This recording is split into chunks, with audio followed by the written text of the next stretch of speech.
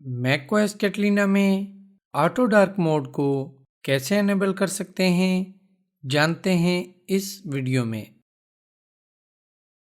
MacOS Catalina में auto mode enable करने के लिए आप एप्पल मेन्यू पे क्लिक करें और अपने सिस्टम प्रेफरेंसेस में जाएं।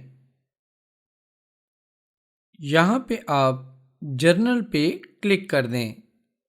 अब इस ऑटो पे क्लिक करके आप अपनी मैकओएस कैटलीना में ऑटो थीम को अनेबल कर सकते हैं।